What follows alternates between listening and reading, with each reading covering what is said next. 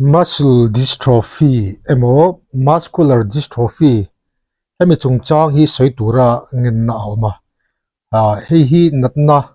a lar lo tak mai le tin soifia po har tak mai ni a theng anga soifia kan tum don ania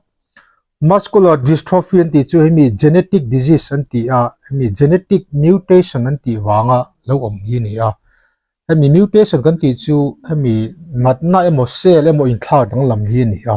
entir nan covid-19 hun lai te khanin covid-19 te po hi hemi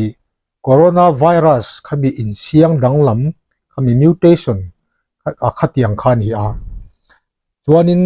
khatiang deuh hianin sickle cell anemia anti naw pang aina om du hei te po hi thisenin ta cham reng mai hemoglobin in siam chungcha ate tiang khanin a gene kha ai thla dang lam ti mayang khatiang wang om khan ka tiang deuh che khanin muscular dystrophy te po hi a group a chi hrang hrang hi om be boka abera chu gene ani entinan nu emo pa emo tanga kan ro chun kami kan nei te po ni theya tin kha dia kherlawa kha po khan anei the boka atam be ri chu hemi in thla chon hi ani ve bok ani tin a chi hrang hrang hi oma Duchenne muscular dystrophy DMD anti hi nau panga abi takin mi panau panga om du dan Becker muscular dystrophy tenti myotonic dystrophy tenti facioscapulohumeral muscular dystrophy FSHD te oma limb girdle muscular dystrophy te congenital muscular dystrophy te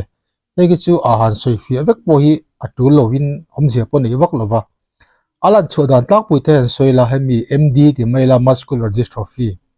at hemi ti hol hi achak lo tiel tielani voila kata ti hol chak lo thut lova zoi zoi la chak lova atlang pui tu in hemi kan khel bol vela te mal ate le hemi dar vela te ain tana chuan zoi zoi in ti hol achak lo tiel tiela chuanin ti hol te po kha achak lo mlap ba khanin ate tel tel asong te timayang ti khana oma anua chuanin hei thil ti har satna te oma hei an tut khut khut du ke han kal te step han chote khatian te ka har satna an neya in alo na satto chuanin hemi chuap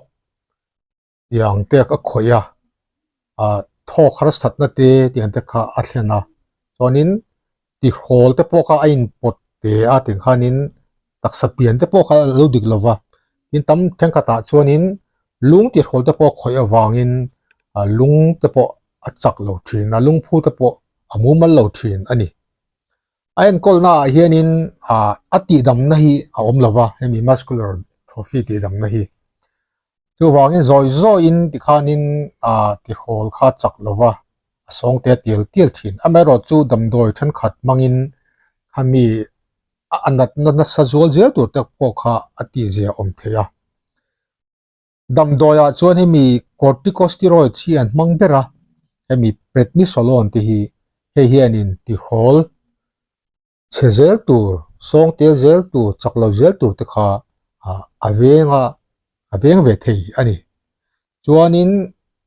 exon skipping drugs anti abitakin DMD bi ka hianin epteplisen tenti in lunga khoi chuanin lungdam doi ACE inhibitor ang chi te atian te kha angai thei poka chuanin hemi ti hol ti chak tur le tiang du du achet ol sam thenan han hemi stretching an ti te hanjik marvel te le richoy ang chi atian te po kha athave exercise la kun kha poimot na ni chu in anasat chuanin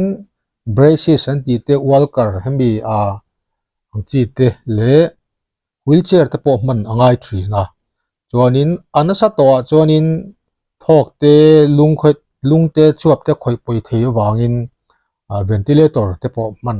angai thin ani in soito ang khanin ati damna kha